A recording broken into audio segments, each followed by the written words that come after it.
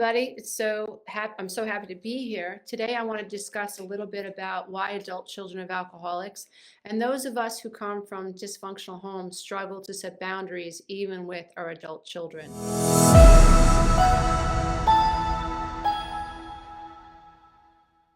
One of the most frightening things that can happen for the adult child of an alcoholic or the child of a narcissistic parent who has children or even who doesn't have children, but when it comes to children specifically, one of the most difficult things that we face in our life is the ability to say no to our children when they're little, when they're adolescents, when they're older, even as adults. We can struggle to set boundaries with our children. And I think it's important that and it doesn't make any sense to me, right? So like once you identify a problem, only then can you fix a problem. And so many of us have this problem and we don't even know we have this problem. Like we cannot set boundaries. We are afraid to set boundaries. We shake in our boots at the idea of setting a boundary. We are afraid of people thinking we're nasty if we set a boundary. We fear that people will abandon us if we set a boundary. We're afraid that people are going to say you're selfish because you set a boundary. They're not going to be our friends if we set a boundary. We have to shut up. Everything has to get swept under the rug. We can think it, but we can't say it. We can feel it, but we can't reveal it. But this is the feeling that we have, this idea of terror around setting a boundary with other people. So if you came from a dysfunctional home and you lived in a home that was unpredictable, if you had parents who violated your boundaries, heck, if you weren't allowed to develop an ego boundary is very healthy.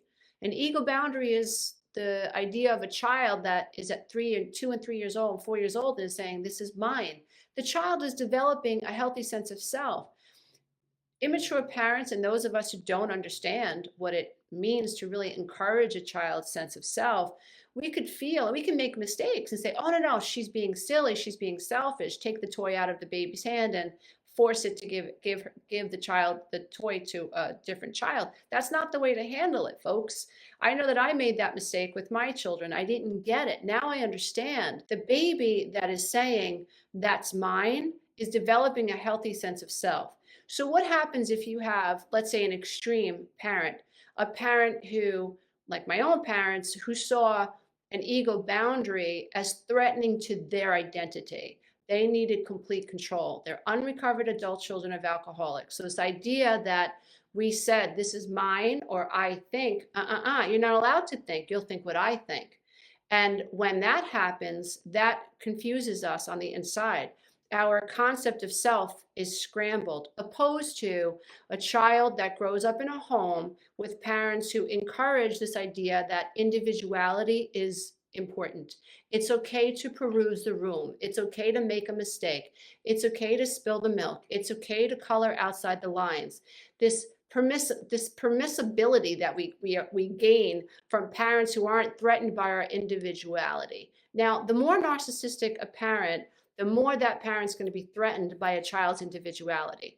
Really important for us to figure that out, because you have to identify who raised you in order to understand who created your personality or who helped shape your personality. Really super, super important.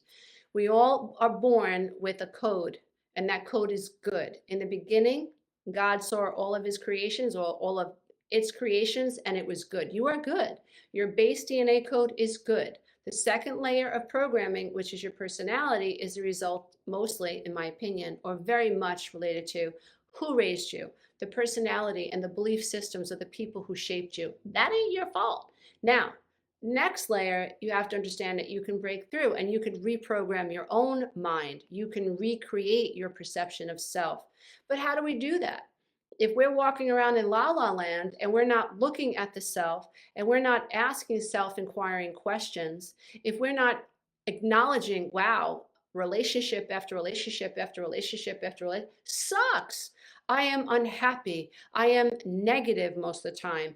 I am frustrated most of the time. You're not supposed to be frustrated. Your basic blueprint, your God DNA blueprint is good.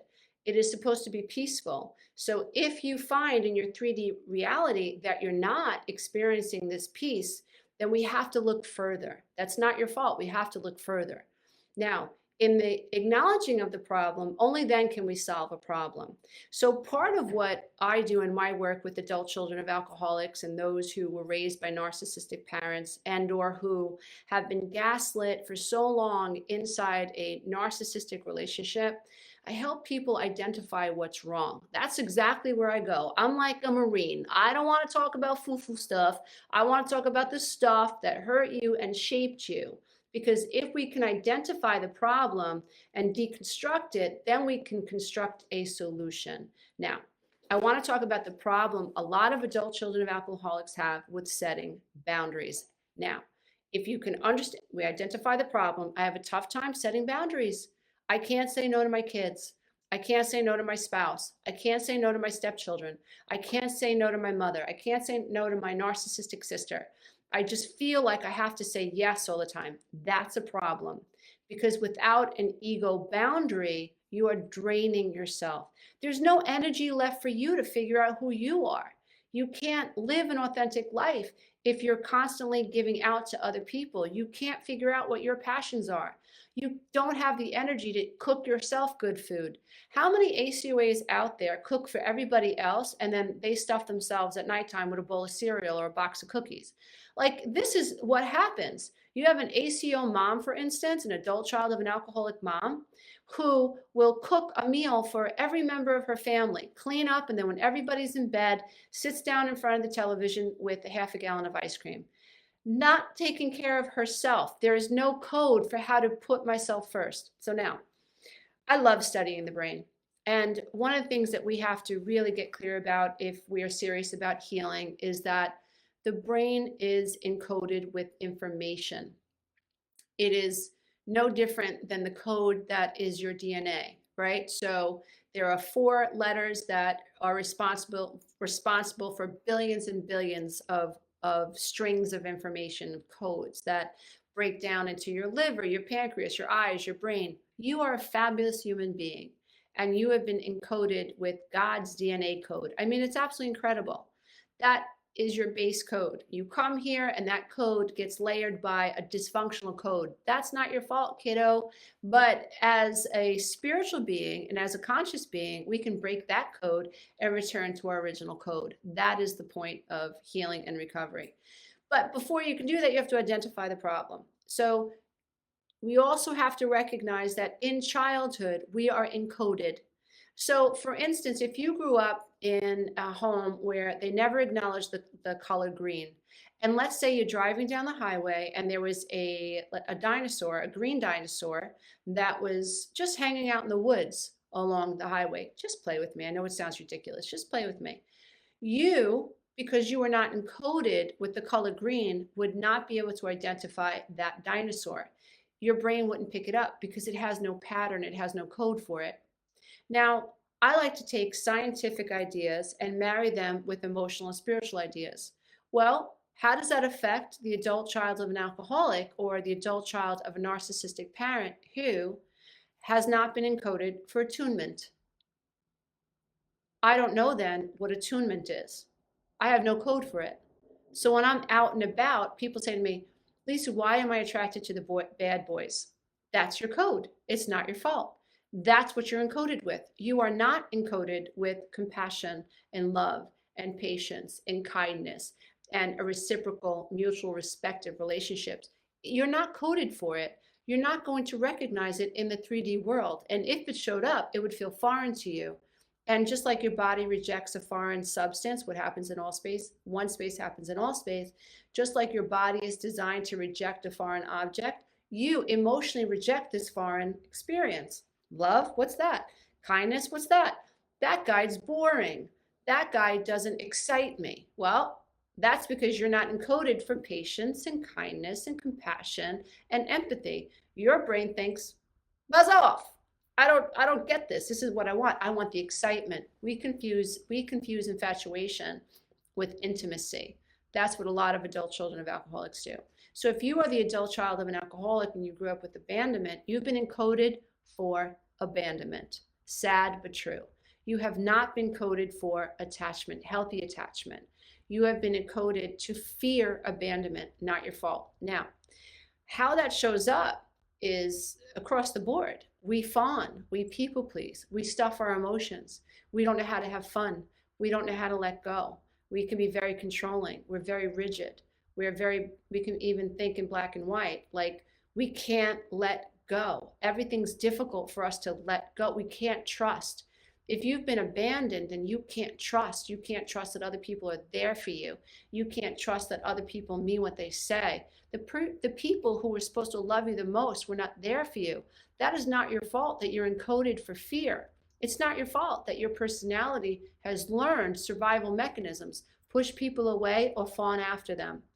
So let's say that you're below the veil of consciousness and you're not even aware that you've abandoned. What does your life look like? Well, you are someone who is perfectionistic.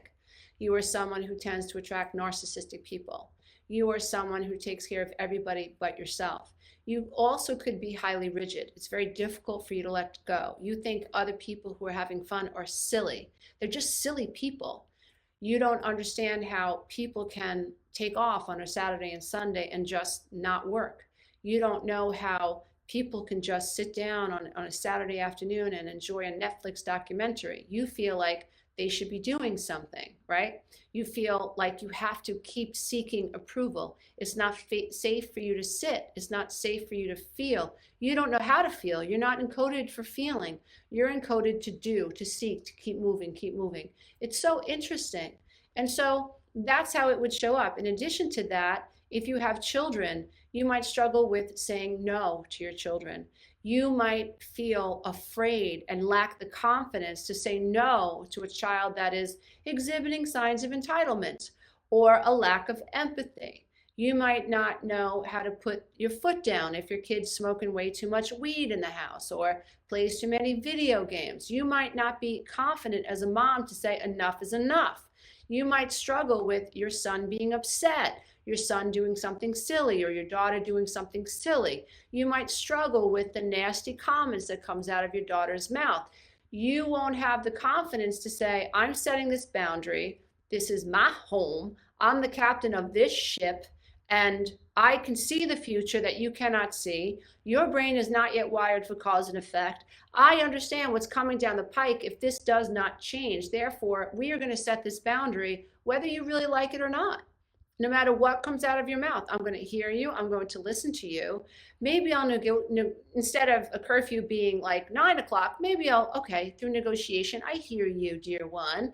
We'll go to 10 o'clock, but it's up to you to honor that boundary. And if you don't honor that boundary, curfew is going back to 9 o'clock. You break that curfew, then I'm removing the video games from the home. So you just keep going down the line. But in order to be confident with the setting of the boundaries, if you're the adult child of an alcoholic, you've got to face that abandonment issue head on. You've got to realize that the fear of abandonment can be transferred from mom to your child, where you can come off feeling like a child that is afraid of your own child's abandonment. And we've got to really, really, really be careful that we're not transferring our fear of abandonment or the experience of abandonment from our parents onto our children, onto our spouses, onto our friends. Really, really interesting. And it happens automatically by default, below the veil of consciousness. And that's why I call myself the breakthrough life coach. I want you to break through the subconscious patterns that are keeping you stuck. I don't want you to repeat the past. I want you to know what it is to live confidently and to love yourself and to know how to break these patterns so that you can bring about the life that you want. I don't want you to keep acquiescing towards a narcissist, looking outside of yourself, waiting for the narcissist to pat you on the back, which you know doesn't happen unless there's a payoff for the narcissist. I want you to know what it's like to acknowledge, hey, this isn't working out for me. And if this person isn't willing to work with me, I gotta go. Adios, amigo. I gotta move forward. I'm not saying that we throw every relationship out into the garbage, but I am saying that we have to be able to confidently assess our relationships. And if they are pulling us down, if they are draining us, if we are dealing with people who have an inability to work towards a common goal, we have a right to say no more. We have a right to say no more, and we have a right to say no more with confidence. And so when we heal from abandonment. When we look at it directly and we say, oh, that's why I feel the way I feel. That's why I fawn. That's why I acquiesce. I have a lot of shame around feeling abandoned as a child. And I've developed this defense mechanism. And the defense mechanism is codependency. So I fawn. I always say yes. I people please. What's the payoff? People need me. If people need me, they can't leave me. The problem is you're creating such a problem for yourself, because the more you're needed by other people, the less you're able to show up for yourself. And then one day you get really sick and tired of being the person that's solving everybody else's problem. That becomes your major problem. And then the world, everyone in your world looks at you like, what's up with her? Why is she saying no all of a sudden? Why is she so nasty? Because you get to a point, if you don't do this correctly, you get to a point where you can hardly breathe. You get to a point where people, the sight of people make you sick. You get to the point where you just resent everyone. You resent having to go to work. You resent having to take a shower. You resent having to walk the dog. You end up being so resentful because your paradigm and your programming has brought you to a place that is completely destructive. It is the opposite of love. You are not taking care of yourself. So we are so far removed from our base code, which is love. We were made from love. We shall return to love. We're so far away from that. We've moved so far away from that point, and taking care of everybody else, we've neglected the self. And we've taught everybody else to be narcissistic. We've taught everybody else to be self-absorbed. I'll take care of you. I'll fix that. I'll rescue you. Oh, you need money for rent? Okay, I don't have to buy my kids food this week. I'll pay your rent. Oh, I don't need new shoes this week. I'll buy you a pair of shoes this week. Oh, it's okay. You got a DUI and smashed up your car. I guess I could take the bus. You take my car to work today. Where is the self in that? We're always worried about someone else. And if that sounds like you, I really, really ask you to look at whether or not you've ever experienced a feeling of abandonment, a feeling of not being good enough. Do you carry shame of abandonment? And if you do, the good news is you can break through that. You can fix this. You can work this through. Now, recently I've been talking about a 21-day journaling adventure. This is an inner child healing adventure. So for less than $1 a day, I think it's $17, you get 21 journaling prompts from me, 21 lessons that's delivered to your email every single day. So if you are ready to embrace the inner child journey, I really encourage you to check out this program. You can go to my website. I'll leave a link in the description box. So that would be the inner child journaling adventure. And then if you're specific about boundaries, Lisa, how can I create boundaries in my life? How can I stop being afraid to say no? Then check out the boundary building workshop. That's a 60-page workshop, and it also comes with a bonus 1-hour audio. It's all about figuring out what the problem is and creating a solution so that you can empower your life. And you don't have to acquiesce, and you don't have to repeat your childhood. You can live an empowered life. And I really hope that the products that I create help you break through. I really hope that all of the mistakes that I've made in my life and all of the lessons that I've learned and the format in which I've created tools to help you heal work to your benefit. And I just want to say thank you so much for being here. Thank you for sharing my work. Thank you for looking within and believing in yourself. Dear one, the answer will never be outside of you, ever. The answer will always be inside of you. And I hope this has been helpful. Thank you. Until next time. Bye for now. Bye, everybody. If you love this content, don't forget to check out the next video, and you can go to my website and take the codependency quiz.